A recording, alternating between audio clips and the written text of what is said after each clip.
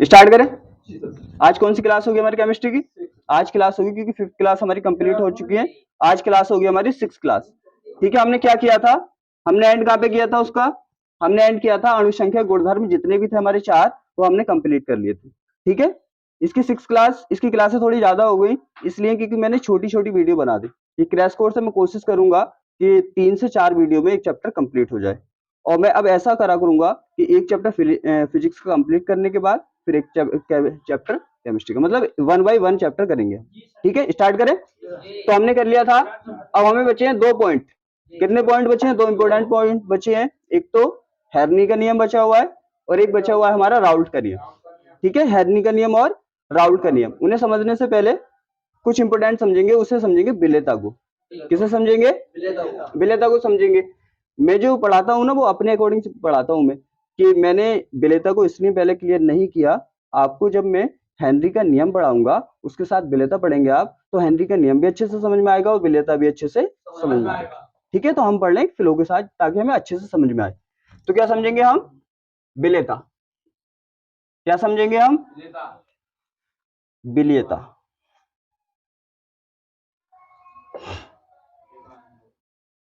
अब देखो विलेयता होता क्या है। अगर विलेयता को देखें हम, तो आप जानते हैं किसी भी सॉलिड को जैसे कि चीनी है हमारे पास या हमारे पास साल्ट नमक है, तो हम क्या करते हैं, इसको किसी भी द्रव में घोल देते हैं। ठीक है, किसी भी द्रव में हम क्या करते हैं, इनको घोल देते हैं और हम क्या बना देते हैं, ये तो हमने पढ़ रखा है, हम विलयन बना देते हैं। तो विलेयता का अगर हम सिंपल मतलब देखें तो विलेयता का मतलब होता है घुलने की क्षमता। घुलने की क्षमता। समझ में तो आ रहा कि विलेयता का मीन्स क्या है? भाई हमें पता है कि किसी भी सॉलिड को हम किसी भी द्रव में घोल सकते हैं और हर चीज की क्या होती है, हर चीज की एक लिमिट होती है। जैसे मान लो फॉर एग्जांपल कि आपको फिजिक्स का पेपर कितने नंबर मार्क का है? 100 मार्क का, तो आप मैक्सिमम कितने ला सकते हैं? 100 ही ला सकते हैं, 100 से ज्यादा नहीं ला सकते। तो विलेयता का मीन्स भी क्या है कि कोई सॉलिड किसी द्रव में कितना घुल सकता है, उसकी भी क्या होगी, एक लिमिट होगी, ये इतना ही घुल सकता है, इससे ज्यादा नहीं घुल सकता। तो वही होती है घुलने की क्षमता को, उसी को कहते हैं हम विलेयता। फॉर एग्जाम्पल समझ लो यहाँ पे, और इसे देखते हैं हम किस में, इसे देखते हैं केवल 100 ग्राम में। किसमें देखते हैं? 100 ग्राम में। 100 ग्राम मानो हमारे पास क्या 100 ग्राम H2 है? क्या 100 ग्राम H2 है? हम देखने वाले हैं कि जो हमारा विलेय है उसकी कितनी क्षमता है, वो 100 ग्राम में कितना घुल सकता है। जैसे मान लो कि आप में कितनी क्षमता है कि आप 100 में से कितने नंबर ला सकते हैं। यहाँ पे भी हम देखने वाले हैं कि हम इसमें घोलने वाले हैं किसको, मान लो चीनी को घोलने वाले। ठीक है, चीनी को इसमें घोलने वाले हैं कितने में? 100 ग्राम H2O में। हम देखेंगे कि इसकी कितनी कैपेसिटी है, इसमें 100 ग्राम में कितना घुल सकता है। यहां तो समझ आ गया। हमने देखा कि ये मैक्सिमम चीनी केवल 20 ग्राम 20 ग्राम इसमें घुल रही है। मैक्सिमम कितना घुल रही है? 20 ग्राम। 20 ग्राम से अगर ज्यादा डाल रहे हैं हम, जैसे हमने 21 ग्राम डाल दिया, तो क्या होगा, जो 1 ग्राम एक्स्ट्रा डाला है 20 ग्राम से, वो इसमें घुलेगा नहीं। वो चीनी ऐसी की ऐसी ही इसमें आपको दिखेगी, वो घुलेगी नहीं। समझ आ रहा? तो चीनी की 100 ग्राम जल में घुलने की क्षमता कितनी हुई? ओनली 20 ग्राम। 20 ग्राम ही तो क्षमता है, 20 ग्राम से आप ज्यादा डाले तो ये घुल नहीं रही। या किसी और को डाला, मान लिया आपने इसमें नमक को डाला, साल्ट को डाला, और देखा, हमने देखा कि नमक ओनली इसमें 25 ग्राम घुल रहा है। कितना घुल रहा है मैक्सिमम? 25 ग्राम। अब हमने क्या किया, हमने डाला इसमें 26 ग्राम। जब हम 26 ग्राम डालेंगे तो 1 ग्राम जो बाद में डाल रहे हैं वो इसमें घुलेगा नहीं, क्योंकि इसकी क्षमता यही है कि केवल ये 100 ग्राम में 25 ग्राम ही घुल सकता है। तो समझ आ गया अच्छे से कि विलेयता का मीन्स क्या होता है? विलेयता का मीन्स होता है 100 ग्राम किसी द्रव में, या फॉर एग्जांपल हम जल ही लेते हैं कि 100 ग्राम जल में हमारा कोई भी सॉलिड स्टेट में जो हमारे पास विलेय है वो मैक्सिमम कितना घुल सकता है, उसे उसकी विलेयता कहते हैं। समझ में आ गया? ठीक है, तो हम लिख दें इसको, लिख दें। क्या देखा हमने कि विलेय की, किसकी? विलेय की वह क्या अधिकतम मात्रा, मात्रा जो 100 ग्राम विलायक में घुल सकती है, क्या कहलाती है? विलय की, किसकी? विलय की विलेयता कहलाती है। समझ में आ गया? क्या समझ में आ गया ना? विलेयता क्या होती है? सीधी सी बात है, 100 ग्राम विलायक में जितनी विलय की मैक्सिमम मात्रा घुल सकती है, मैक्सिमम का मीन्स इससे ज्यादा नहीं घुल सकता। जैसे मान लो आपकी 100 में से आप मैक्सिमम 100 मार्क ही ला सकते हैं, इससे ज्यादा मार्क नहीं ला सकते। ये क्या है? मैक्सिमम बाउंड्री है, इसकी लिमिट है। इसी तरह से किसी भी 100 ग्राम विलायक में, कोई भी ले लो, जल ले लो या कोई और विलायक ले लो, हम ये देखेंगे कि 100 ग्राम विलायक में जो मैक्सिमम विलय घुल सकता है, उसकी जो कैपेसिटी है, उसी को क्या बोलते हैं? विलेयता बोलते हैं। ये तो सीखा हमने। हमने क्या सीखा? हमने देखा कि 100 ग्राम विलायक में कितना मैक्सिमम विलय घुल रहा है, उसी को क्या बोल दिया हमने? विलेयता बोल दिया। और मैंने बोला रटना नहीं है, जो हम यहाँ पे समझ रहे हैं उसी को हमें डेफिनेशन के रूप में लिखना है। हमने क्या समझा था? हमने यहाँ पे समझा था कि 100 ग्राम विलायक में मैक्सिमम विलय कितना घुल रहा था, ठीक है, और हमने ये कर दिया। नहीं, हमें ये बताना है कि कितना मैक्सिमम घुल सकता है, कि विलेयता किसको कहते हैं?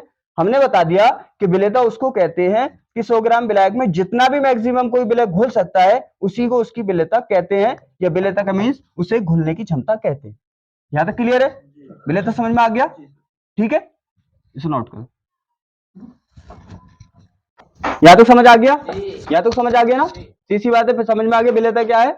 विलेयता है किसी भी विलायक की, जो भी हम विलय ले रहे हैं, कि किसी भी विलायक की 100 ग्राम किसी भी विलय की, देखो विलेयता को बस क्या करना है, मैंने बोला बार बार कि आपको रटना नहीं है, जो यहाँ पे मैं प्रैक्टिकल वाइज आपको सिखाता हूं उसी चीज को आपको थ्योरी में रिटन करना है।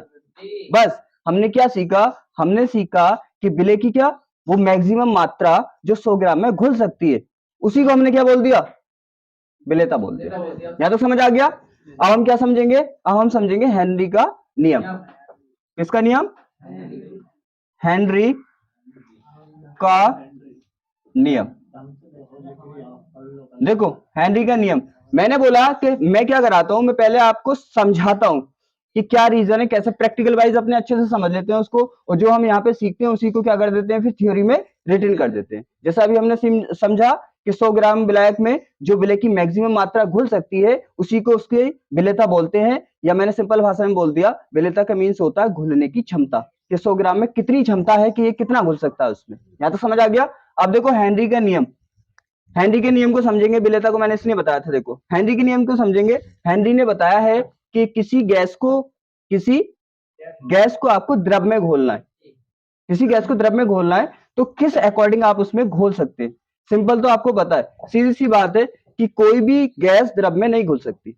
ये तो पता है ना आपको कि कोई भी गैस द्रव में नहीं घुल सकती, क्योंकि सेम चीज सेम में घुल सकती है। जैसे फॉर एग्जांपल मान लो, क्या एक चोर है, कोई भी एक चोर है, तो क्या वो अच्छे इंसानों के साथ रह सकता है? नहीं, उसकी क्या कॉम्बिनेशन नहीं बनेगा, उसके जैसा होना चाहिए, सीधी सी बात है। या अच्छा इंसान चोरों में रह सकता है? नहीं रह सकता। क्यों? क्योंकि उसका कॉम्बिनेशन नहीं बनेगा। इसका मीन्स घुलने का मत घुलने का मीन्स देखो सोसाइटी में समझो, घुलने का मीन्स क्या होता है? कहते नहीं है कि आपस में क्या रहना चाहिए? घुल मिल के रहना चाहिए। ये तो सोसाइटी में बोलते हैं ना, घुल मिल के रहना चाहिए ना। तो घुल मिल के कौन रह सकता है? अरे दो दोस्ती तो घुल मिल के रह सकते हैं, ये दुश्मन रह सकते हैं? नहीं रह सकते ना। तो इसका मीन सेम थिंकिंग वाले ही रह सकते हैं। इसी तरह यहाँ पे हम देखेंगे जो सेम स्टेट में होंगे, सेम स्टेट का मीन सेम अवस्था में होंगे, द्रव द्रव में घुल सकता है, घुल मिलकर रह सकता है, गैस गैस में घुल मिलकर रह सकती है, ठीक है, क्योंकि वो सेम पोजीशन के हैं। जैसे चोर चोरों के साथ बहुत अच्छा बिहेवियर करेगा, क्यों? क्योंकि दोनों एक ही है, दोनों की स्टेट क्या है? एक ही है। तो सीधी सी बात है, हमें क्या करना है? यहाँ पे हेनरी ने समझाया कि हमें गैस को द्रव में घोलना है। क्या करना है? गैस को द्रव में घोलना है। समझ तो आ गया ना कि अगर इंसान एक से होंगे तब वो आपस में घुल मिलकर रह सकते हैं, डिफरेंट होंगे तो नहीं रह सकते, क्योंकि वो एक दूसरे का क्या करते हैं, फिर काट करना स्टार्ट कर देते हैं। समझ आ गया? इसीलिए चोर चोर के साथ अच्छे से रह सकता है, लेकिन चोर के साथ शरीफ अच्छे से नहीं रह सकता। समझ में आया? देखो यहाँ पे गैस में सबसे पहले हम ये समझेंगे, गैस में मुझे ये बताइए आप कि गैस में और द्रव में अंतर क्या होता है? गैस में द्रव में अंतर क्या होता है? सीधी सी बात है, सिंपल सा अंतर होता है कि द्रव के अणु क्या होते हैं? पास पास होते हैं और गैस के अणु क्या होते हैं, दूर दूर होते हैं। जैसे मान लो ये हमारे पास द्रव है, ये कोई भी क्या है, द्रव है हमारे पास, और ये क्या है, कोई भी गैस है। अब देखो गैस दिख रही है आपको, दोनों में अंतर क्या है, दोनों में अंतर क्या दिख रहा है आपको, इसके अणु दूर दूर दिख रहे हैं आपको, ये गैस है और ये क्या है, ये द्रव है। दोनों में डिफरेंट आपको पता ही है कि गैस के अणु दूर दूर होते हैं और द्रव के अणु पास पास होते हैं। और मैंने बोला अगर घोलना है, अगर किसी शरीफ कुछ और के साथ रहना, तो सीधी बात है उसे पहले चोर बनना पड़ेगा, वो चोर बन जाएगा, दोनों अच्छे से रहेंगे फिर, ठीक है। तो उसकी तरह बनना पड़ेगा पहले, तो उसके साथ रह सकता है। इसका मीन्स अगर गैस को द्रव में घुलना है, समझ रहे हो, गैस को अगर द्रव में घुलना है तो गैस को पहले द्रव बनना पड़ेगा। जैसे शरीफ इंसान को अगर चोर के साथ रहना है तो पहले चोर बनना पड़ेगा, तो दोनों में क्या होगा, दोनों का कॉम्बिनेशन बहुत अच्छा हो जाएगा, दोनों चोरी करेंगे एक साथ, समझ आ गया। इसी तरह से यहाँ पे क्या होगा, गैस को अगर द्रव में घुलना है तो पहले क्या बनना पड़ेगा, द्रव बनना पड़ेगा, क्योंकि द्रव ही द्रव में घुल सकता है। मैंने देखा है बहुत सी बार सबने पढ़ा है ये चीज कि गैस की द्रव प्रेशर के अकॉर्डिंग बनती है, लेकिन ये नहीं बताया कि क्यों, उसकी वजह समझ रहे हैं हम, क्यों क्यों क्यों समझ रहे हैं, क्योंकि हमें पता होना चाहिए कि किस तरह से क्यों घुल रही है ये। तो हमें पता है पहले क्या करना पड़ेगा, गैस को द्रव बनाना पड़ेगा। क्या बनाना पड़ेगा, द्रव। जब ये द्रव बन जाएंगे दोनों क्या हो जाएंगे, एक से हो जाएंगे, द्रव द्रव, तो तब इसमें ये गैस घुल सकती है। अब क्या करना पड़ेगा बताओ मुझे द्रव बनाने के लिए, ध्यान से देखो, इसके अणु पास पास है, इसके अणु दूर दूर है। अगर हम इसके अणु भी पास पास कर दें तो ये क्या बन जाएगी, सीधी सी बात है, इसके अणु दूर दूर हैं तभी तो गैस है ये। अगर इसके अणु भी पास पास हो जाए तो ये भी क्या बन जाएगी, द्रव। जब ये द्रव बन जाएगी तो मैंने बोल दिया सेम सेम में घुल सकता है, जब ये गैस द्रव बन जाएगी तो द्रव में तो घुल ही जाएगी। तो इसका मीन्स पहले हम इसे क्या बना रहे हैं, द्रव बना रहे हैं। और द्रव कैसे, द्रव बनाने के लिए क्या करना पड़ेगा, द्रव बनाने के लिए हमें इसके अणु जो दूर दूर हैं उन्हें पास पास करना पड़ेगा, ठीक है। और पास पास करने के लिए क्या करेंगे, हम इस पे प्रेशर लगाएंगे। जैसे देखो इस पे प्रेशर लगाएंगे, हम प्रेशर लगाते चले जाएंगे, इसका एरिया क्या होता चला जाएगा, कम होता चला जाएगा, और ये अणु क्या होंगे, पास पास आते चले जाएंगे, ठीक है। तो जैसे जैसे क्या होगा, जैसे जैसे क्या होगा, जैसे जैसे इसमें प्रेशर बढ़ता जाएगा, इसका ये गैस किस में कन्वर्ट होती जाएगी, द्रव में कन्वर्ट होती जाएगी। और जैसे जैसे ये द्रव में कन्वर्ट होती जाएगी वैसे वैसे इसमें घुलती जाएगी। यहां तक समझ आ रही है। जैसे फॉर एग्जांपल मान लिया कि आपने 100 एटीएम का प्रेशर लगाया, कितने एटीएम का, 100 एटीएम का। पता चला कि 100 एटीएम, जैसे मान लो 100 ग्राम ये गैस थी, कितने ग्राम गैस थी, 100 ग्राम गैस थी। अब 100 एटीएम का प्रेशर लगाने से इससे 100 ग्राम गैस का कितने ग्राम, 5 ग्राम द्रव बन गई है गैस। 100 एटीएम का प्रेशर लगाने से क्या हुई, 5 ग्राम द्रव बन गई। तो सीधी बात है, जितना ये द्रव बनती जाएगी इतना द्रव में घुलती जाएगी। तो कितना घुल जाएगी, अब 5 ग्राम घुल गई, क्योंकि जितना द्रव बनती जाएगी। मैंने बोला जब तक ये घुल नहीं सकती द्रव में, जब तक ये द्रव बनेगी नहीं, जितना ये द्रव बनती जाएगी इतना ही वो द्रव में घुलता जाएगा। तो 100 एटीएम पे कितना ये द्रव बन गई, तो 5 ग्राम घुल जाएगी। फिर हमने क्या किया, प्रेशर और बढ़ाया, फिर कितना कर दिया, 200 एटीएम, 200 एटीएम कर दिया ना। 200 एटीएम में हमने देखा कि ये 10 ग्राम द्रव बन गई। अब क्या होगा, ये 10 ग्राम घुल जाएगा। इसका मीन्स जितना द्रव बनती जाएगी इतना द्रव में घुलती जाएगी। तो क्या दिख रहा है आपको, क्या दिख रहा है आपको, जैसे जैसे आप प्रेशर बढ़ा रहे हैं इसका, वैसे वैसे ये द्रव बनती जा रही है और वैसे वैसे ये घुलती जा रही है। जैसे 100 एटीएम पे 5 ग्राम द्रव बनी, 5 ग्राम घुल गई। 200 एटीएम पे 10 ग्राम द्रव बनी, 10 ग्राम घुल गई। 300 एटीएम पे 15 ग्राम द्रव बनी, 15 ग्राम घुल गई। इसका मीन्स जैसे जैसे आप प्रेशर बढ़ा रहे हैं, जैसे जैसे आप प्रेशर बढ़ा रहे हैं वैसे वैसे द्रव बनता जा रहा है और द्रव में घुलता जा रहा है। इसका मीन्स क्या हुआ, प्रेशर बढ़ने से गैस की विलेयता क्या हो रही है, बढ़ रही है ना। देखो भाई प्रेशर बढ़ रहा है, प्रेशर 100 एटीएम था तो 5 ग्राम घुली, 200 एटीएम हो गया तो 10 ग्राम घुली, 300 एटीएम कर दिया तो 15 ग्राम घुली। तो क्या हुआ, जैसे जैसे आप दाब बढ़ा रहे हैं वैसे वैसे विलेयता क्या हो रही है, घुलने का मतलब विलेयता ही तो है, तो विलेयता बढ़ती जा रही है। यही बोला था हेनरी ने। समझ में आ गया, अब तो क्लियर समझ में आ गया होगा दाब बढ़ाने से क्यों विलेयता बढ़ती है। क्यों, क्योंकि जैसे जैसे आप दाब बढ़ाते हैं सीधी सी बात है वो द्रव बनती जाती है। और मैंने बताया था आपको अगर द्रव में गैस को घोलना है तो गैस को पहले द्रव बनाना पड़ेगा, जितना द्रव गैस से बनता जाएगा इतना द्रव में घुलता जाएगा। क्लियर है ना? तो हेनरी ने यही बोला था कि आप अगर किसी गैस को द्रव में क्या करेंगे, घोलेंगे, तो आप जैसे जैसे उसका प्रेशर बढ़ाएंगे वैसे वैसे उसकी गैस की विलेयता द्रव में बढ़ेगी। ये हमें इसको यहाँ पे नोट डाउन करना है। यहाँ तक तो क्लियर है? ठीक है, ये समझ में आ गया कि अगर द्रव में घोलना है गैस को तो पहले गैस से क्या बनाना पड़ेगा, द्रव बनाना पड़ेगा। और ये भी समझ में आ गया द्रव बनाने के लिए क्या करेंगे, आप प्रेशर बढ़ाते जाएंगे, प्रेशर बढ़ाते जाएंगे तो द्रव बनता जाएगा और उसमें घुलता जाएगा। यहाँ तक क्लियर है? तो हेनरी ने क्या बोला, देखो हेनरी ने यही बोला। तो मैंने आपको ये बताया जो यहाँ पे सीखती है इंपोर्टेंट, ये इंपोर्टेंट क्या है, ये थ्योरी इंपोर्टेंट नहीं है। जो मैंने बोला, जो आपने यहाँ पे सीखा है वही थ्योरी में रिटन कर लिया। हमने देख लिया कि आप प्रेशर क्या कर रहे हैं, आप गैस का दाब बढ़ा रहे हैं, तो सी सी बात है इसकी विलेयता बढ़ रही है। देख लो यहाँ पे प्रेशर 100 एटीएम तो विलेयता किसकी 5 ग्राम, और 200 एटीएम तो 10 ग्राम। तो प्रेशर बढ़ने से विलेयता बढ़ रही है, ये सीख लिया हमने। तो सी सी बात है, इसी को रिटन करना है। हम क्या लिखेंगे, क्या लिखेंगे हम, कि किसी गैस की द्रव में विलेयता क्या होती है, दाब के अनुक्रमानुपाती तो होती है। विलेयता दाब के अनुक्रमानुपाती होती है। इसका मीन्स तो समझ रहे हो, अनुक्रमानुपाती का मतलब जैसे जैसे आप दाब बढ़ाएंगे वैसे वैसे विलेयता बढ़ेगी।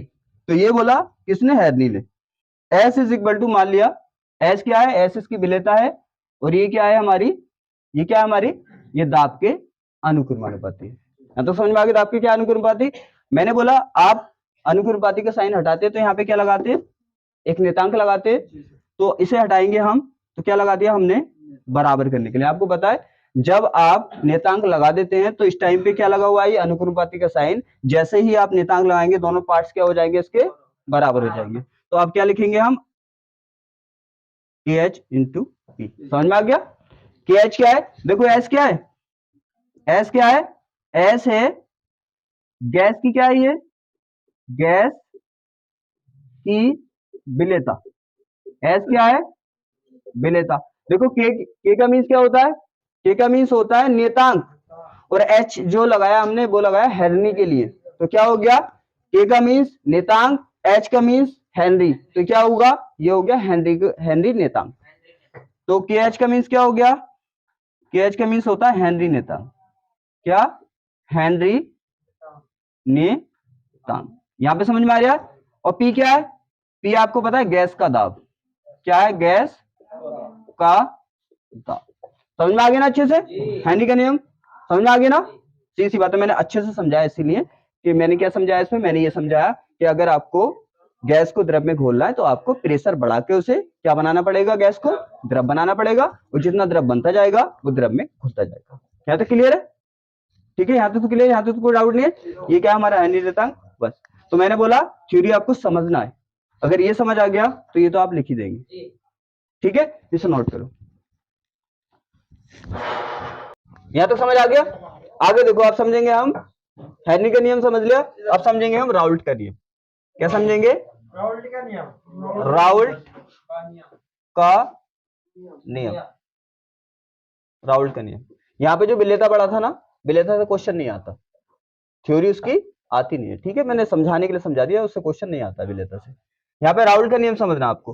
देखो राउल्ट का नियम समझने से पहले हम 2-4 पॉइंट समझेंगे पहले। ठीक है, 2-4 पॉइंट समझेंगे, जैसे आंशिक दाब क्या होता है, आंशिक दाब क्या होता है, मोल प्रभाज क्या होता है, इस चीज को समझेंगे। देखो पहले समझेंगे हम, इससे पहले समझेंगे आंशिक दाब। एक होता है हमारा आंशिक दाब, आंशिक दाब, आंशिक दाब को समझेंगे, आंशिक दाब क्या चीज है। ठीक है, आंशिक का मीन्स देखो, आंशिक किससे बना, अंश से। किससे बना है, अंश से। अंश का मीन्स पार्ट, पार्टिसिपेट कितना है। जैसे मान लो कि दो बच्चों ने 100 रुपए इकट्ठे किए। कितने इकट्ठे किए, 100 रुपए। तो मुझे पता नहीं किसने कितने दिए, तो मैं बोल दूंगा कुछ पैसों में अंश इसका है और कुछ पैसों में अंश इसका है। इसका मीन्स कुछ पार्टिसिपेट इसने किया है इन पैसों में, कुछ पार्टिसिपेट इसने किया है। तो पार्टिसिपेट इंग्लिश में कह सकते हैं कि इतना पार्टिसिपेट वही होता है यहाँ पे अंश। अंश का मीन्स कितना पार्ट्स, ठीक है, कितना इसका इसमें पार्ट है। या हम जनरली कह सकते हैं कि कुछ इसने दिया है कुछ इसने दिया है, ऐसा भी कह सकते हैं ना कि कुछ इसने दिया है। 100 रुपए इकट्ठे किए दो बच्चों ने, तो मैं मुझे पता नहीं किसने कितने दिए, तो मैं बोल सकता हूँ कि कुछ इसने दिए हैं और कुछ इसने दिए। सिंपल भाषा में क्या बोल सकते हैं इसको, अंश भी बोल सकते हैं। अंशदाब, अंशदाब का मीन्स इस टोटल दाब में इसका पार्टिसिपेट दाब कितना है। जैसे मान लो यहाँ पे विलय और विलायक दोनों ने टोटल दाब लगाया कितना 100 एटीएम। 100 एटीएम मुझे नहीं पता विलय ने कितना लगाया विलायक ने कितना लगाया, तो मैं क्या बोल दूंगा, कुछ विलय ने लगाया होगा और कुछ विलायक ने लगाया होगा, क्योंकि पता नहीं है।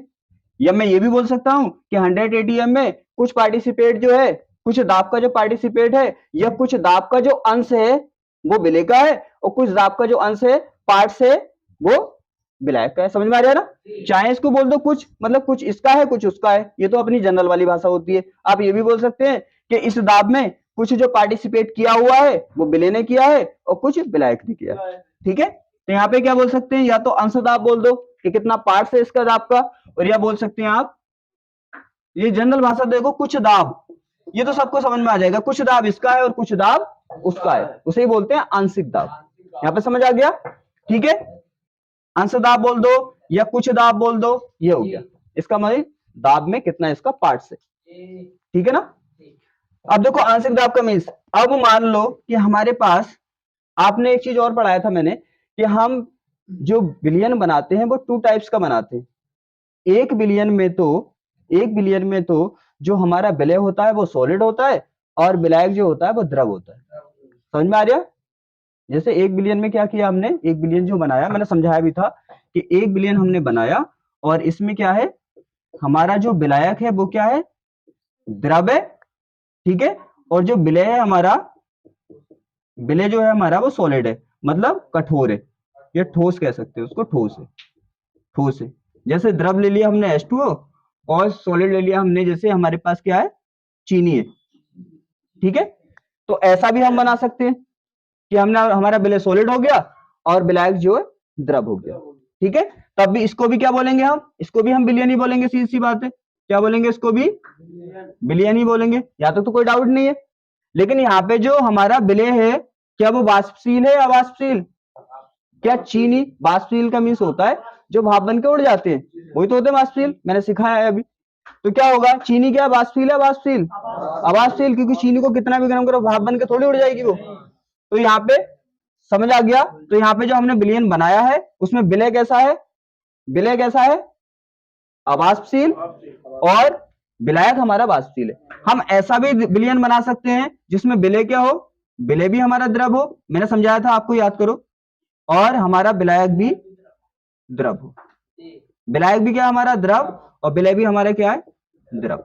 इस कंडीशन में क्या, इस कंडीशन में भी आप बनाओगे तो इसे भी क्या बोलोगे, सीधी सी बात है, ऐसे भी तो विलयन ही बोलोगे, विलयन ही बोलोगे इसको भी। लेकिन यहाँ पे विलय भी क्या है आपका वाष्पशील, क्योंकि द्रव वाष्पशील होते हैं, और विलायक भी क्या है आपका वाष्पशील। तो यहाँ पे दोनों वाष्पशील है। तो सीधी सी बात है, हमें समझ आ गया कि विलयन हमारा 2 टाइप से बन सकता है। एक तो ऐसा विलयन बन सकता है जिसमें विलय क्या हो, विलय अवाष्पशील होता है और विलायक वाष्पशील होता है। हम ऐसा विलयन भी बना सकते हैं जिसमें विलय भी वाष्पशील हो सकता है और विलायक भी वाष्पशील हो सकता है। जैसे मान लो यहाँ पे अल्कोहल ले लिया, शराब ले ली, तो शराब भी क्या है, देखो वाष्पशील है, और द्रव हमारा H2O ले लिया, ये भी क्या वाष्पशील है, ठीक है। तो यहाँ पे बात करेंगे हम इस वाले, इसकी बात नहीं करेंगे, हम बात करेंगे इसकी। हम यहाँ पे ऐसा विलयन बनाने वाले हैं जिसमें विलय भी वाष्पशील होगा और विलायक भी वाष्पशील होगा। यहाँ तक तो कोई डाउट नहीं है ना। अब देखो ये समझ आ गया। अब हम समझेंगे अच्छे से कि मतलब क्या होता है आंशिक दाब। आंशिक दाब का मतलब समझ में आ गया ना, सिंपल सी बात है, मैंने बोल दिया जो कुल दाब में एक का पार्ट है कुछ दूसरे का पार्ट है, और सबसे सिंपल भाषा में आप याद रखना कुछ इसका और कुछ उसका, ठीक है। अब देखो यहाँ पे जैसे मान लिया हमने, हम अभी तो ये प्योर क्वांटिटी में है दोनों द्रव, मान लिया एक द्रव हमने ये ले लिया, इसको नाम दे दिया हमने ए, ठीक है, और एक द्रव हमने ये ले लिया, इसको नाम दे दिया बी। नेम तो हम कुछ भी दे सकते हैं, ए बी सी डी। मैंने बोला नेम किसी को, क्या किसी को नेम देने पे कोई रुकावट थोड़ी है, नहीं है ना, किसी को कुछ भी नाम दे दो, सबके नाम अलग अलग होते हैं, किसी को कुछ भी रख सकते हैं। तो यहाँ पे भी क्या किया हमने, इस द्रव का नाम हमने ए रख दिया और इस द्रव का नाम हमने बी रख दिया। ये तो समझ आ रहा। लेकिन ये क्या है, दोनों प्योर है। यहाँ पे देखो क्या है, एकदम प्योर, कोई भी मिलावट नहीं है। यहाँ तो समझ आ रहा। अब देखो क्या होगा, दोनों द्रव एकदम शुद्ध है, एकदम प्योर है। इसको नाम हमने ए दिया और इसको नाम हमने बी दिया। यहाँ तो समझ आ गया होगा। अब क्या करेंगे आप, यहाँ पे मान लिया कि हमने एक प्रेशर के लिए एक सतह बनाई हुई है जिसपे ये प्रेशर लगाएगा। तो यहाँ पे क्या किया हमने, इसको हीट किया। सीधी सी बात है, भाप कब बनेगी भाई? बाष्प का मीन्स क्या होता है, भाप ही तो होता है। भाप कब बनेगी? बाष्प दाब का मीन्स जब आप किसी द्रव को गर्म करते हैं तो भाप तो सबको पता है ना, भाप उठती है, तो उसी को भाप को बोलते हैं बाष्प। केमिस्ट्री की भाषा में क्या बोल देते हैं, बाष्प बोल देते हैं उसको। तो बाष्प क्या लगाएगी? अब बाष्प कब बनेगी आपको पता है, जब आप इसको गर्म करोगे। जैसे ही आप इसको गर्म करोगे तो इससे बाष्प उड़ेगी, भाप उड़ेगी। और हमने यहाँ पे लेयर क्यों लगाई हुई है, क्योंकि इसके क्या होंगे, भाप क्या करेगी, इस लेयर पे प्रेशर लगाएगी। इस लेयर पे क्या लगाएगी, प्रेशर लगाएगी। सीधी बात है, उसी को क्या बोलते हैं हम, ये क्या है, ये प्रेशर यहाँ पे लगा रहे हैं, ये है हमारी भाप का दाब। किसका दाब है? भाप का दाब। और इसे बोल देते हैं हम बाष्प का दाब, क्योंकि दोनों के नाम एक ही तो है, नाम दो है तो एक ही है। तो यहाँ पे मान लिया तो प्योर कंडीशन में है, लेकिन ये वाला दाब किस कंडीशन में? प्योर कंडीशन में ना, बिल्कुल कोई भी इसमें मिक्स नहीं है। तो हमने इसे दिखा दिया पीए नॉट से, समझ रहे हो। देखो इसके दाब को हमने, प्रेशर को किससे दिखाया, पी नॉट से। पहले भी याद करो हमने क्या पढ़ा था, पहले पढ़ा था ना बास दाब का अवनमन, वहां पे भी क्या किया था, प्योर वाले के दाब को नॉट से दिखा दिया था। पी नॉट का मीन्स हो गया प्योर, इसको बड़ा बना देता हूं थोड़ा मैं। पी नॉट, पी का मीन्स प्रेशर और नॉट का मीन्स प्योर, बिल्कुल एकदम, इसमें कोई भी मिलावट नहीं है। और ए क्यों लगा रहे हैं यहाँ पे, ए इसलिए लगा रहे हैं कि ए का है ये, ठीक है। तो इसका मीन्स क्या हुआ, ए का प्योर अवस्था में दाब। देखो इससे मतलब पता चल गया ना, ए का मीन्स ए का, और नॉट का मीन्स शुद्ध अवस्था में दाब। अब इसी तरह से क्या होगा, इसी तरह से बीबी क्या लगाएगा, सीधी बात है, बीबी यहाँ पे प्रेशर लगाएगा। बीबी क्या लगाएगा यहाँ पे, क्योंकि जब गर्म करेंगे आप इसको भी, तो ये भी क्या है, वाष्पशील द्रव है, तो ये भी इस पे प्रेशर लगाएगा। यहाँ तक बात समझ में आ रही है, ये भी क्या लगाएगा, प्रेशर लगाएगा। लेकिन ये भी क्या है, प्योर कंडीशन में, तो इसका प्रेशर को किससे शो कर देंगे हम, पी नॉट वी से। यहाँ तो समझ आ रहा है, पी नॉट वी से। लेकिन यहाँ पे याद रखना टेम्परेचर सेम रहने देंगे। टेम्परेचर क्या रहने देंगे, सेम रहने देंगे। मीन्स अगर यहाँ पे 100 सेंटीग्रेड लिया हुआ है तो यहाँ पे भी 100 सेंटीग्रेड ही लेंगे। यहाँ तो कोई दिक्कत नहीं है ना, इसका प्रेशर ये हो गया, इसका प्रेशर ये हो गया, ठीक है ना। कौन सा एग्जांपल कर रहे हैं हम, ये वाला शराब और जल वाला, क्योंकि दोनों क्या है, दोनों ही द्रव है और वाष्पशील है, ठीक है। अब क्या करें, दोनों को मिक्स कर दें। अब दोनों को क्या कर दें, मिक्स कर दें। और मिक्स करने के बाद क्या हुआ, दोनों को हमने इसमें मिक्स कर दिया। क्या कर दिया, मिक्स कर दिया। सीधी सी बात है, इसमें कौन है, दोनों है ना, दोनों ही है इसमें, ए भी है इसके अंदर और बी भी है। अगर इसको भी आप क्या करेंगे, एक बात बताइए आप, एक बात बताइए, इसमें ए बी दोनों है ना, तो आप इसको भी क्या करेंगे, देखो मैंने बोला टेम्परेचर स्थिर रहना है। टेम्परेचर क्या रखना है, इसका भी 100 सेंटीग्रेड ही रहने दो। टेम्परेचर क्या करना है, सबका सेम रहने देना, आपको स्थिर रहने देना है। स्थिर का मीन्स होता है एक सा, चेंज नहीं होता वो। तो यहाँ पे भी क्या किया, 100 पे गर्म किया हमने। आपको पता है अब इस कंडीशन में क्या होगा, देखो ये ए है हमारा और इसमें बी भी है, ए भी है और इसके अंदर बी भी है। जब आप गर्म करेंगे तो ए भी क्या है, वाष्पशील है, और बी भी क्या है, वाष्पशील है। तो दोनों वाष्पशील है, तो सीधी सी बात है, दोनों की भाप उठेगी। दोनों की भाप क्या होगी, उठेगी, और दोनों की भाप इस पे प्रेशर लगाएगी। दोनों की भाप इस पे प्रेशर लगाएगी। या तो उसके लिए समझ आ रही है, दोनों की भाप इस पे प्रेशर लगाएगी। लेकिन क्या ये प्रेशर इन दोनों पहले वाले प्योर के प्रेशर के बराबर होगा, नहीं होगा। सीधी सी बात है, जब ये प्योर कंडीशन में होती है तो प्रेशर अलग तरह से लगाती है। जैसे मान लो फॉर एग्जांपल, अगर कोई काम एक ही इंसान को सौंप दिया जाए तो वो ज्यादा अच्छे से करेगा, क्योंकि उसी पे जिम्मेदारी है। और वही काम दो को सौंप दिया जाए तो वो सोचेगा यार ये करे, वो सोचेगा ये करे, सीधी सी बात है, तो कम करेगा, मतलब पहले की तरह नहीं करेगा, सीधी सी बात है। तो यहाँ पे प्रेशर क्या होगा, प्योर कंडीशन की तरह ये नहीं लगाएंगे। याद रखना कि यहाँ पे जब अकेले थे तो इन पे काम की जिम्मेदारी अकेलों पे थी, तो ये बहुत अच्छे से कर रहे थे, ये भी और ये भी। अब क्या हो गए, दोनों मिक्सर हो गए, अब वही काम क्या कर रहे हैं, ये दोनों मिलकर कर रहे हैं। तो यहाँ पे पहले जैसा काम ये नहीं करेंगे, पहले जैसा प्रेशर नहीं लगाएंगे। तो यहाँ पे कुछ और प्रेशर लगाएंगे, इसका मीन क्या लगाएंगे, पहले से अलग प्रेशर लगाएंगे। वैसे भी आपको पता चल रहा है जो प्योर कंडीशन में प्रेशर होगा मिक्सर कंडीशन में क्यों होगा, क्योंकि यहाँ पे निकालना अपने को मिक्सर का प्रेशर और यहाँ पे निकालना प्योर का, तो प्योर का तो अच्छा होगा, ज्यादा होगा ना यहाँ पे। अब देखो क्या होगा, यहाँ तो समझ आ गया, दोनों लगाएंगे। अब मान लिया कि इन्होंने टोटल प्रेशर लगा दिया, इस पे क्या लगाया, यहाँ पे पी टोटल लगा दिया। अब हमें ये तो नहीं पता चला कि ए ने कितना लगाया, बी ने कितना लगाया, नहीं पता ना चला, तो उसे ही बोल देते हैं हम कि ये जो टोटल प्रेशर है, कुछ प्रेशर ए ने लगाया और कुछ प्रेशर बी ने लगाया, तो उसी को बोल देते हैं हम आंशिक दाब। समझ रहे हो भाई, यहाँ पे क्या हुआ, दोनों की भाप बनी और दोनों की भाप ने इस पे प्रेशर लगाया, ए की भाप ने भी प्रेशर लगाया और बी की भाप ने भी प्रेशर लगाया, लेकिन हमें पता है कि टोटल तो उन्होंने इतना लगा दिया टोटल, लेकिन हमें ये नहीं पता कि ए ने कितना लगाया और बी ने कितना लगाया। तो हमने इस भाषा को ऐसे बोल दिया कि कुछ प्रेशर इसमें ए ने लगाया और कुछ प्रेशर इसमें बी ने लगाया, और कुछ कुछ को क्या बोलते हैं, उसको उसी को बोलते हैं। हम ये भी बोल सकते हैं कि कुछ आंशिक दाब इसका है और आंशिक दाब इसका है, तो कुछ का इसीलिए लिखा है मैंने, देखो आंशिक दाब का मीन्स क्या है, कुछ दाब, समझ में आया, कुछ दाब इसका और कुछ दाब इसका, और केमिस्ट्री के भाषा में बोल देते हैं उसको आंशिक दाब। ठीक है ना, समझ आ गया, क्लियर, यहाँ तक तो कोई डाउट नहीं है ना, सी बात है, कुछ कुछ दाब को ही हम आंशिक दाब बोल देते हैं।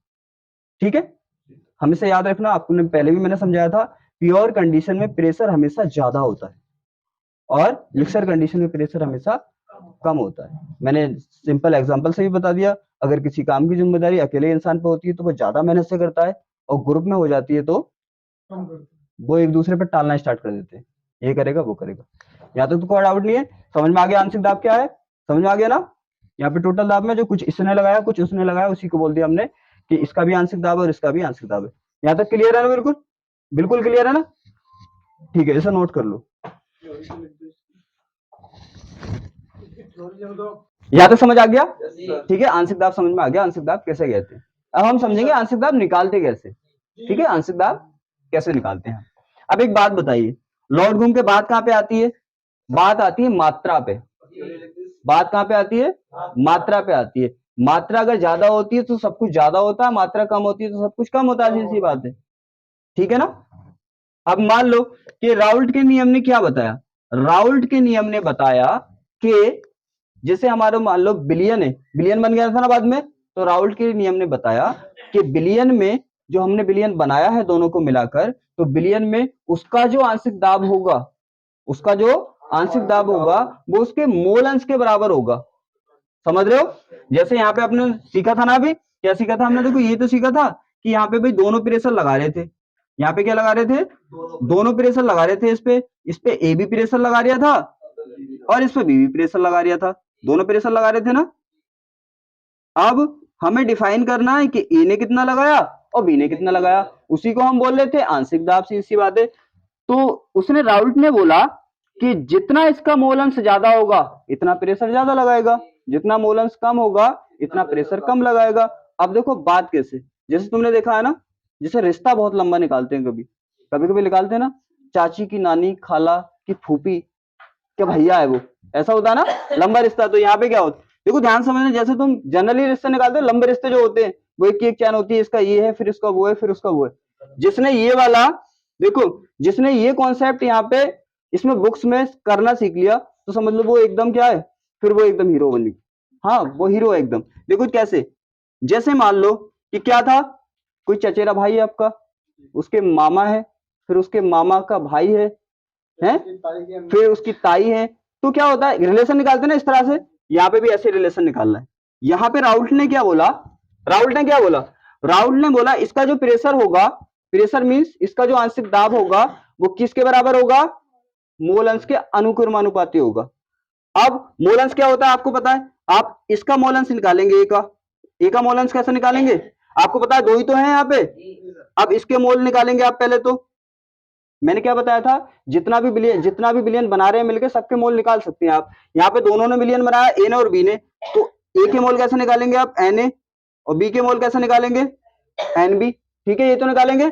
अब अगर हमें डिफाइन करना है क्या, ए का मोल अंश, तो आपको पता है हमने किया है, मोल अंश वाले में ए के मोल ऊपर कर दो, टोटल मोल नीचे कर दो, ये तो सीखा आपने।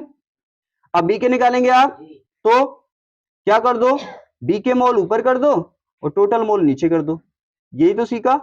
देखो मैं वही सिखा रहा हूँ, ताई की, नाना की, खाला की जो रिश्ता होता है लंबा वाला, उसे कैसे निकालते हैं फिजिक्स केमिस्ट्री में, यहाँ पे समझ आ रहा है।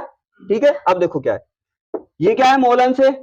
अब देखो आप ये बताओ, ये मोल अंश है ना, ये मोल अंश है। अब मोल अंश कब बढ़ेगा, मोल अंश कब बढ़ेगा, आपको पता है मोल अंश इसका क्या होगा भाई, ए का मोल अंश ए के मोलों की संख्या पे निर्भर करेगा।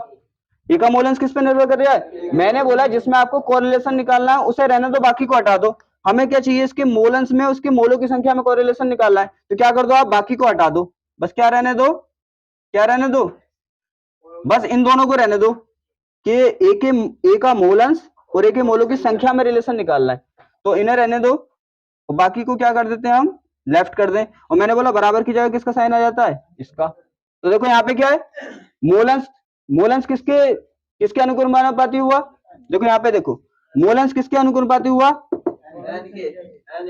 ए के मोलों की संख्या के, ए के मोलों की संख्या के। ठीक है, अब हम देखेंगे कि ए के मोलों की संख्या किसके अनुक्रमानुपाती होती है। अगर आप निकालें कि ए के मोल है, ए के क्या है हमारे मोल, तो क्या करोगे, यहाँ पे लोगे ए का भार अपॉन ए का अणुभार, अणुभार। देखो रिश्ता निकालना सिखा रहे हो, ध्यान से समझो। यहाँ पे ये जो ए का मोल अंश है वो किस पे डिपेंड कर रहा है, ए के मोलों की संख्या पर, और ए के मोल किस पे डिपेंड कर रहे हैं, ए के भार पर। तो लॉर्ड गुम के बात कहां आ रही है, भार पर आ रही है। देखो अगर भार बढ़ेगा, देखो यहाँ पे समझो, भार बढ़ेगा तो क्या होगा, मोल बढ़ेंगे, ए के मोल, अगर ए का भार बढ़ा तो ए के मोल बढ़ेंगे, और ए के मोल बढ़ेंगे तो ए का मोल अंश बढ़ेगा। समझ में आ रहा है ना, जैसे लंबे रिश्ते निकालते हैं तो क्या होगा क्या होगा। तो अगर ये फिजिक्स केमिस्ट्री ने जिसने ये कड़ी जोड़नी सीख ली तो बहुत एक्सपर्ट हो जाएगा वो, समझ लो। ठीक है, तो समझ में आया। तो क्या हुआ, क्या हुआ, देखो यहाँ पे ए की मात्रा अगर ज्यादा हुई, ए की मात्रा क्या हुई, ज्यादा हुई, तो ए के मोल भी ज्यादा होंगे, और ए के मोल अगर ज्यादा हुए तो ए का मोल अंश भी ज्यादा होगा। समझ आ रहा है ना। तो लॉर्ड गुम की बात किस पे आई, मात्रा पे। अगर ए की मात्रा ज्यादा होगी तो ए की हर चीज ज्यादा होगी, और ए की मात्रा कम होगी तो ए की हर चीज कम होगी। यहां तक समझ आ गई। अब बात चल रही थी प्रेशर की, तो जनरल लाइफ में भी आपने देखा होगा भाई, ए के पास कितने हैं, ए के पास 100 इंसान है, ए के पास कितने इंसान है, मात्रा की बात चल रही है ना, क्वांटिटी की। तो ए के पास कितने इंसान है, 100 इंसान मान लिए, और बी के पास 50 इंसान है, तो इसके पास क्वांटिटी ज्यादा है ना भाई। 100 के पास, ए के पास क्या है, ए के पास 100 है और वो 100 प्रेशर लगाएंगे, 100 प्रेशर लगाएंगे। बी के पास क्या है, 50 है, तो वो 50 प्रेशर लगाएंगे। तो कौन ज्यादा प्रेशर लगा पाएगा, ए। क्यों, क्योंकि इसके पास क्वांटिटी ज्यादा है, तभी तो ये प्रेशर ज्यादा लगा रहे हैं। बिल्कुल सेम पोजीशन आपको यहाँ पे समझनी है, यहाँ पे ही समझनी है। अब क्या होगा, हाँ सीधी सी बात है, अगर बराबर बराबर बराबर क्वांटिटी होगी तो प्रेशर भी बराबर लगेगा, सीधी सी बात है। तो समझ आ रही है मैं क्या समझाना चाह रही हूँ, मैं समझाना चाह रहा हूँ अगर ए के पास क्या है, ए की मात्रा, देखो यहाँ पे इंसान तो नहीं है उसके पास, वो तो मैंने फॉर एग्जांपल समझाया था आपको कि ए के पास 100 इंसान है तो 100 इंसान प्रेशर लगाएंगे, बी के पास 50 इंसान है तो 50 इंसान प्रेशर लगाएंगे। तो इंसान तो नहीं है इसके पास, क्या है, मात्रा, क्या है, मात्रा। इसका मीन्स ए के पास मात्रा ज्यादा होगी तो ये ज्यादा प्रेशर लगाएगा, और बी के पास मात्रा ज्यादा होगी तो बी ज्यादा प्रेशर लगाएगा। तो लॉर्ड घूम के क्या हुआ, लॉर्ड घूम के क्या हुआ, समझ आ रहा है ना। लॉर्ड घूम के क्या हुआ, लॉर्ड घूम के आई यही बात कि हमारा जो यहाँ पे क्या होता है, मोलंस जो होता है, क्या होता है, मोलंस जो होता है वो भार पे डिपेंड करता है। यहाँ तक समझ आ गया। देखो यहाँ पे, यहाँ तक समझ आ गया कि अगर इसका भार बढ़ेगा तो क्या होगा, हर एक चीज बढ़ जाएगी। अब समझेंगे राउल्ट का नियम, अच्छे समझ में आ गया ना, कोरिलेशन ऐसे निकाला करो। अब देखो, अब राउल्ट का नियम समझेंगे। राउल्ट ने क्या बोला, राउल्ट ने बोला इसका जो आंशिक दाब होगा, किसका आंशिक दाब, देखो ए का, यहाँ पे दिख रहा है, किसी का भी आंशिक दाब है, मान लिया जैसे ए का आंशिक दाब है, तो ए का आंशिक दाब किसके अनुपाती होगा, उसने बोला ए के मोलंस के, किसके, ए के मोलंस के। और ए के मोलंस का मतलब क्या हुआ, ए का भार, देखो लिंक होकर तो वहीं पे आ रहा है भार पे, और भार ज्यादा होगा, मैंने बोल दिया सी बात है, अगर भार ज्यादा हुआ तो इसका मीन्स उसके पास बंदे ज्यादा हैं, वो ज्यादा प्रेशर लगाएंगे। ठीक है ना। तो यहाँ पे क्या हुआ, उसने यही बोला कि किसी भी विलयन का जो भी हमारा घटक है उसका जो प्रेशर होता है, आंशिक दाब होता है, वो उसके क्या होता है, मोल अंश के अनुक्रमानुपाती होता है।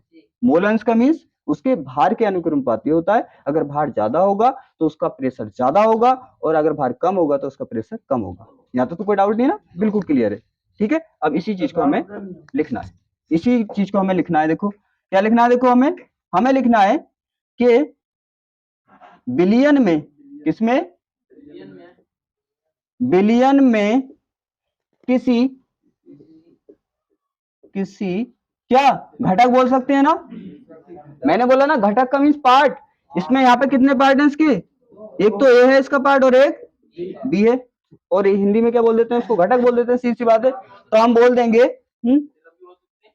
हाँ ए द्रव बोल दो, बी द्रव बोल दो, क्योंकि बिलियन तो उसी से बना है ना, द्रव ए और बी से। तो चाहे आप बी द्रव बोल दो, ए द्रव बोल दो, चाहे उसको घटक बोल दो। तो हम क्या देख रहे हैं यहाँ पे हमारे पास कितने घटक है, 2 घटक है। तो राउल्ट ने ये बोला कि बिलियन में किसी घटक का, कोई भी घटक ले लो, ए ले लो चाहे बी ले लो, कि बिलियन में किसी भी घटक का जो आंशिक दाब होता है, क्या होता है, आंशिक दाब क्या होता है, किसके अनुक्रमानुपाती होता है, उसके मोल अंश के बराबर अनुक्रमानुपाती होता है। आंशिक दाब उसके उसके या उस घटक के, उस घटक के क्या होता है, मोल अंश के अनुक्रमानुपाती होता है। मोल अंश के अनुक्रमानुपाती है, समानुपाती बात एक ही होती है, अनुक्रमानुपाती होता है, अनुक्रमानुपाती होता है। सिंपल है ना। मैंने बोला लैंग्वेज से कोई मतलब नहीं है, आपको तो ये बात बतानी है कि सीधी सी बात है, कोई भी घटक है हमारा, घटक का मीन्स भी आपको मैंने बताया था। घटक का मीन्स क्या होता है कि जो भी चीज बन रही है आपकी, उसमें जो पार्ट हैं तो वो उसके घटक ही तो कहलाते हैं। तो क्या होगा, यही बोला उसने कि जिस घटक का, क्या उसने क्या बोला, उसने बोला जिस घटक का या जिस पार्ट का मोलंश ज्यादा होगा उस पार्ट का प्रेशर ज्यादा होगा, और जिसका मोलंश कम होगा उसका प्रेशर कम होगा। और मोलंश किस पे आके डिपेंड करता है, भार पे।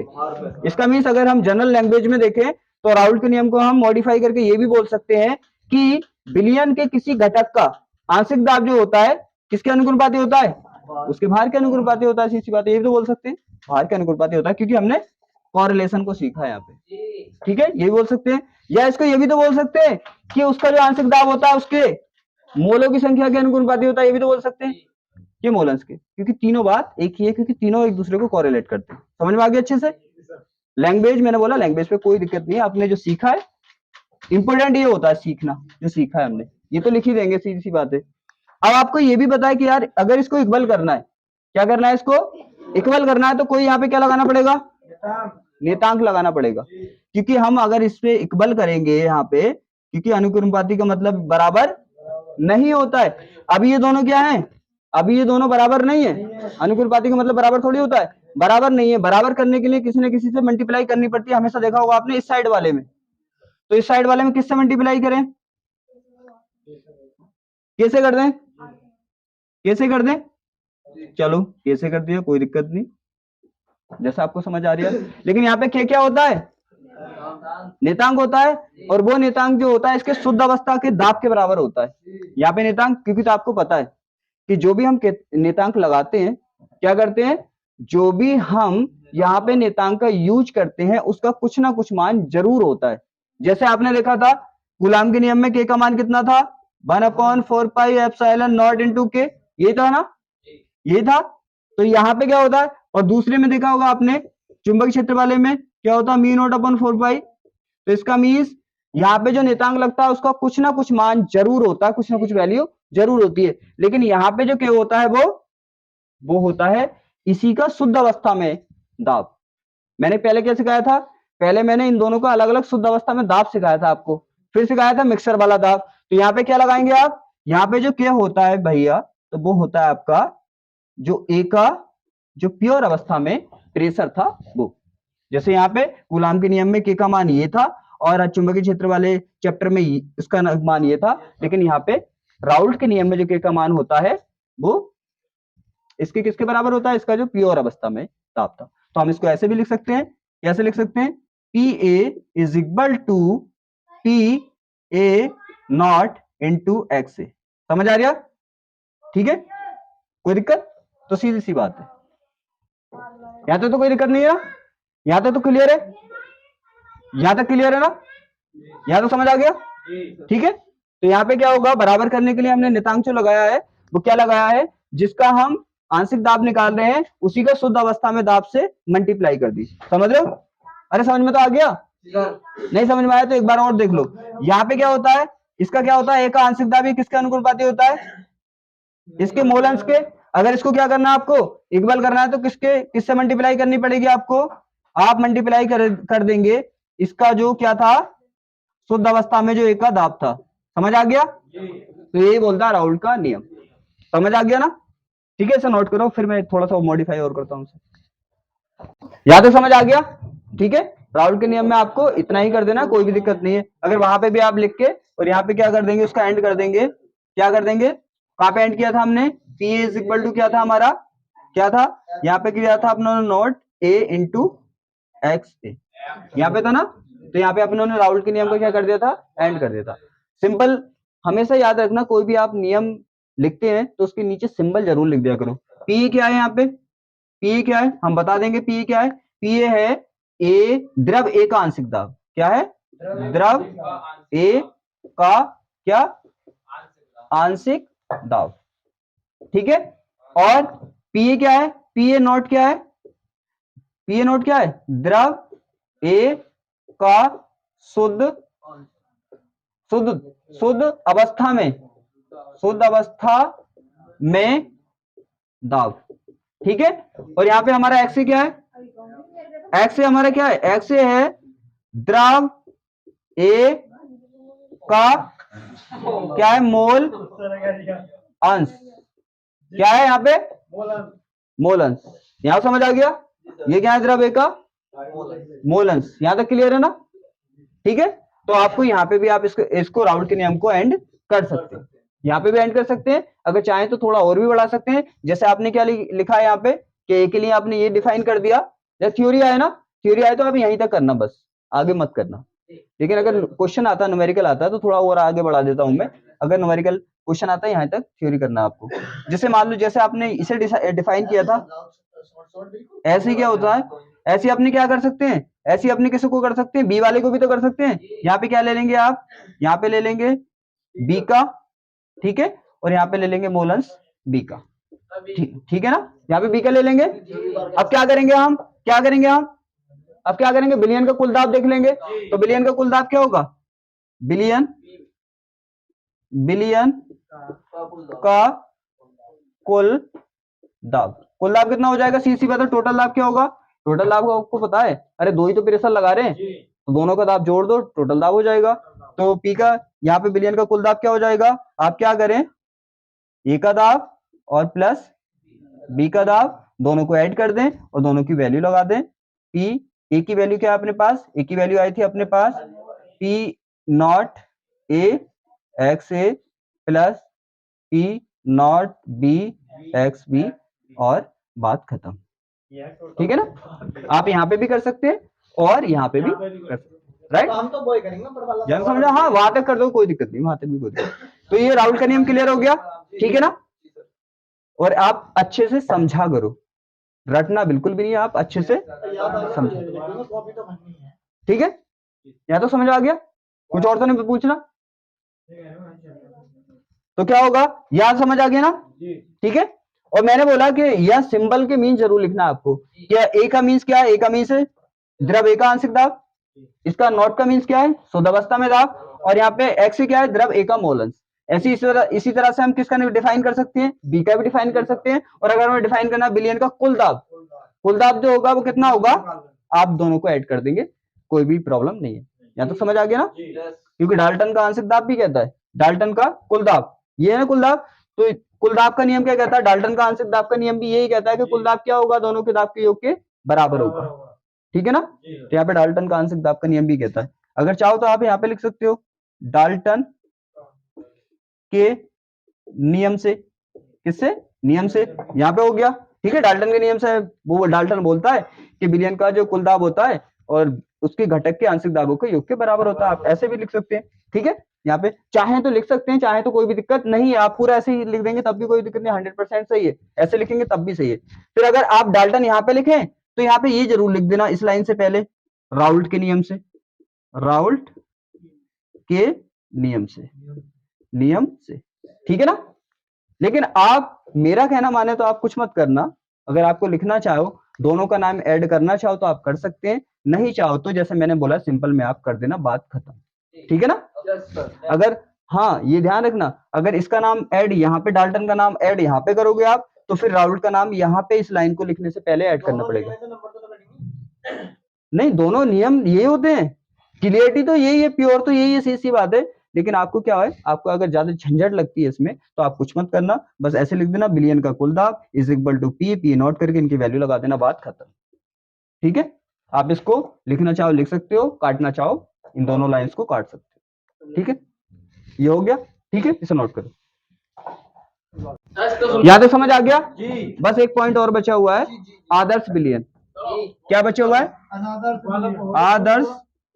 आदर्श बिलियन। यहां तो समझ आ गया? देखो यहाँ पे समझो, आदर्श मीन्स क्या होता है? जैसे आदर्श स्टूडेंट भी तो होते हैं स्कूल में, आदर्श का मीन्स होता है जो सब रूल और रेगुलेशन का पालन करते हैं, जो सब रूल और रेगुलेशन को फॉलो करते हैं, वो आदर्श होते हैं।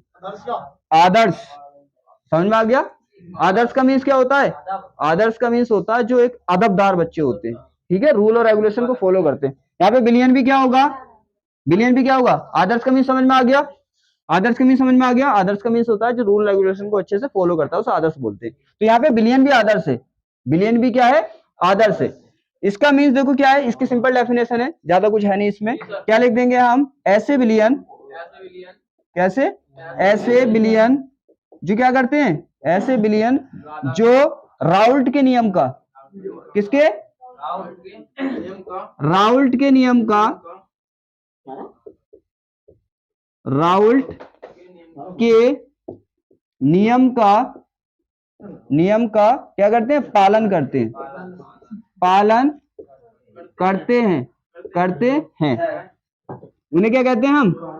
उन्हें आदर्श बिलियन कहते हैं, आदर्श बिलियन कहते हैं, ठीक है। वैसे आदर्श बिलियन आप लिख सकते हैं, ज्यादा इंपोर्टेंट एग्जाम के लिए है नहीं, सीधी बात है। आदर्श बिलियन और अनादर्श बिलियन क्या होंगे? देखो इसी से हम डेफिनेशन बना सकते हैं। अनादर्श बिलियन क्या होंगे? अनआदर्श बिलियन क्या होंगे? अरे सीधी सी बात है, आदर्श क्या होते हैं?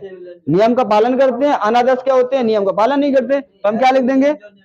ऐसे इसमें लिख देंगे, ऐसे बिलियन जो क्या करते हैं? राउल्ट के नियम का पालन नहीं करते, क्या कहलाते हैं? करते, अनादर्श बिलियन कहलाते हैं, अनादर्श बिलियन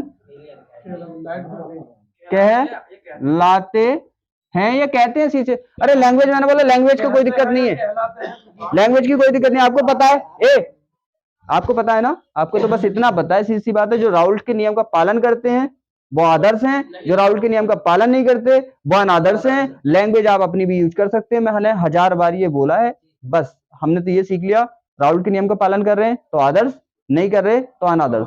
लैंग्वेज आप भी अपनी यूज कर सकते हैं, मैंने बोला कभी भी लाइनों को मत रटो, आप अपनी लैंग्वेज में भी लिख सकते हैं। जैसे मैंने अपनी लैंग्वेज में लिख दिया, आप अपनी लैंग्वेज में भी लिख सकते हैं, लेकिन लिखना यही है कि राउल्ट के नियम का पालन करेंगे तो आदर्श कहलाएंगे, और राउल्ट के नियम का पालन नहीं करेंगे तो अनादर्श कहलाएंगे, ठीक है। ये हो गया, यहां तक हो गया, तो सब टॉपिक हो गए अपने। अब करेंगे हम इसके बाद, आज क्या हो गया, टॉपिक एंड हो गया, सॉल्यूशन के जितने भी टॉपिक थे। अब नेक्स्ट क्लास करेंगे हम, उसमें करेंगे न्यूमेरिकल्स, ठीक है। तो इसे एंड करते हैं, चैप्टर का भी क्लोज हो गया, अब करेंगे न्यूमेरिकल।